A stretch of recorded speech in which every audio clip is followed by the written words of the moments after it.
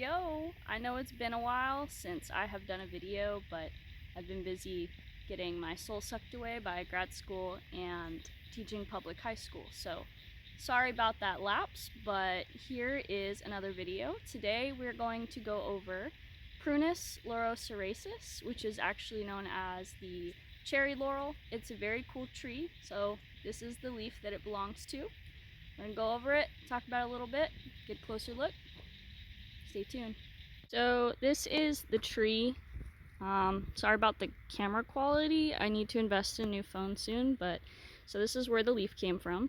You can see that they are kind of glossy and they have these serrations on the edges. So that's one way to identify them. They're actually fairly flimsy. It's like the super thin leaf, it's not very thick. They don't have any flowers or berries right now, but as you can see with this one, it can get quite tall. So they can actually grow like 20 feet tall, I believe. So this is actually a pretty cool shrub, small tree that you can get. They can grow like 10 feet wide in some instances. They grow together, clumped pretty well.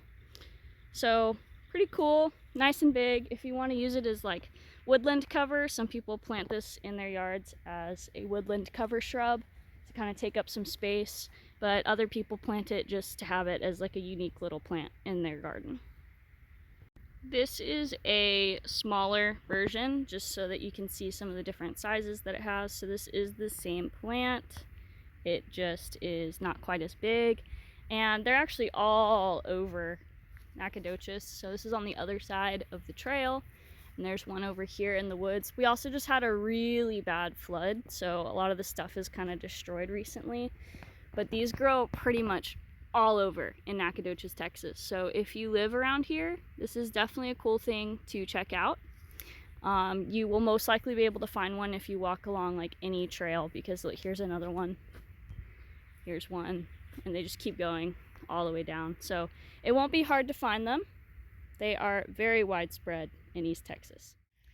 So at this point, you're probably like, oh, cool, glossy leaves, big tree, whatever. Why are you showing me this? Well, normally this is where I kind of get into, these are the parts you can eat, this is what you can do with it. But this one you actually can't eat. So when you are out walking around, if you're trying to find this tree, you're not going to want to try to find it to forage. I've seen conflicting things online about whether or not the berries are actually edible. But usually if there's anything conflicting, or if you see like multiple sources saying yes and multiple saying no, usually a good idea to go with the safe bet and don't eat it. So if you see this tree with berries on it or the leaves, don't eat them, because some people say that it can like irritate your stomach. The berries are definitely toxic to most animals. So like dogs and cats are going to, they usually salivate a lot and they get an upset stomach if they eat it. So don't let your animals eat this. The reason that I really like this plant is because of the leaves. So yeah, they look cool because they're glossy and they have those neat little serrations. But the real reason that I love this tree is because when you crush the leaf, crush it really good. You gotta make sure that you actually like damage it. Smell it. It smells exactly like maraschino cherries.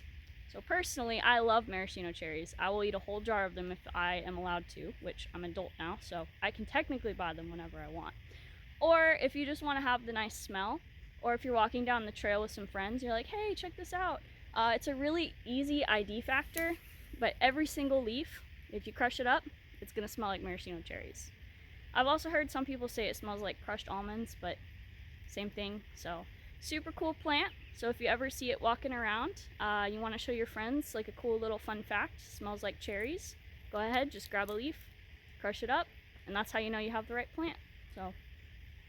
So again, just a super cool plant, really attractive leaves. So if you like today's video, go ahead and just try to find this plant. It's really nice, super hardy in a garden.